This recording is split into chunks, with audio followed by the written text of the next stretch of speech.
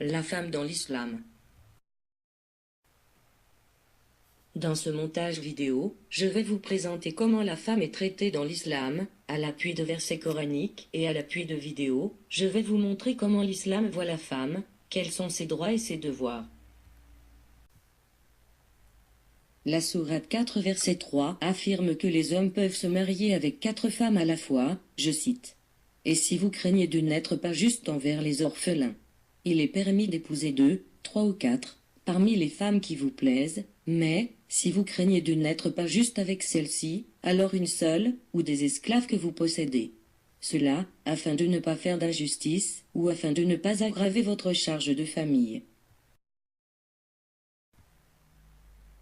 Ce verset coranique est-il utilisé aujourd'hui?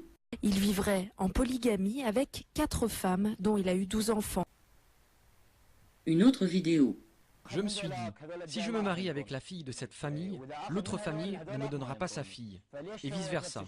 Alors j'ai décidé de les épouser toutes les deux le même jour.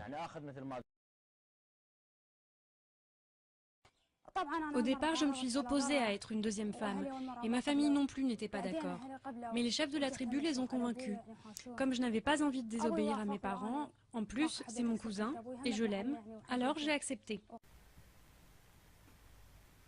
La sourate 4 verset 11 affirme qu'un homme est supérieur à une femme, je cite. « Voici ce qu'Allah vous enjoint au sujet de vos enfants, ô fils, une part équivalente à celle de 2 filles. S'il n'y a que des filles, même plus de 2, à elle alors 2 tiers de ce que le défunt laisse. Et s'il n'y en a qu'une, à elle alors la moitié. Quant au père et mère du défunt, à chacun d'eux le 6e de ce qu'il laisse, s'il a un enfant. S'il n'a pas d'enfant et que ses pères et mères héritent de lui, à sa mère alors le tiers. Mais s'il a des frères, à la mère alors le 6e, après exécution du testament qu'il aurait fait ou paiement d'une dette. De vos ascendants ou descendants, vous ne savez pas qui est plus près de vous en utilité. Ceci est un ordre obligatoire de la part d'Allah, car Allah est, certes, omniscient et sage.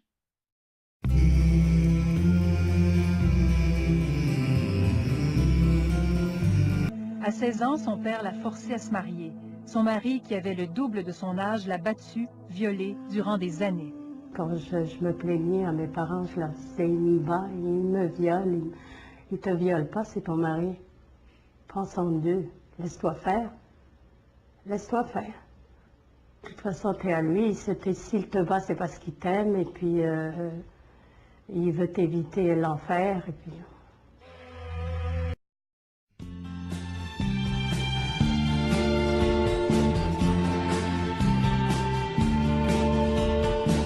Le poète a toujours raison, qui voit plus haut que l'horizon, et le futur est son royaume. Face à notre génération, je déclare avec Aragon, la femme est l'avenir de l'homme.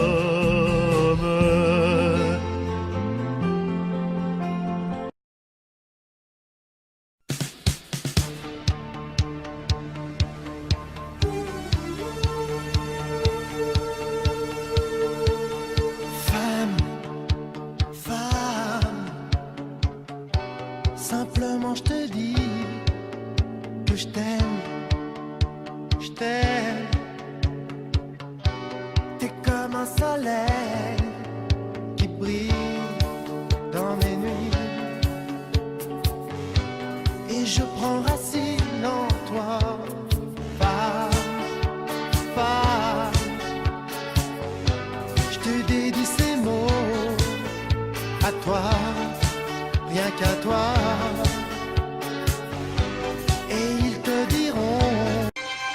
Rojda est une jeune mariée. Son époux est emprisonné, elle vit avec sa belle famille. Mais elle envisage de refaire sa vie. Un jour, son beau-frère la voit dans la rue avec un autre homme. Fou de colère, il sort un couteau de sa poche et lui sectionne le nez.